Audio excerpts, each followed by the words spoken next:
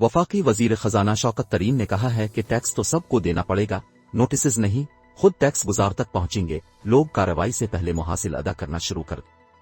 कौमी sales tax return की तकरीब से खिताब करते हुए इनका कहना था कि टैक्स तो आपको देना पड़ेगा, टैक्सों का निजाम खुदकार होने से महसूलात बढ़ेंगे, टैक्सों के निजाम को आसान बनाया जा रहा है।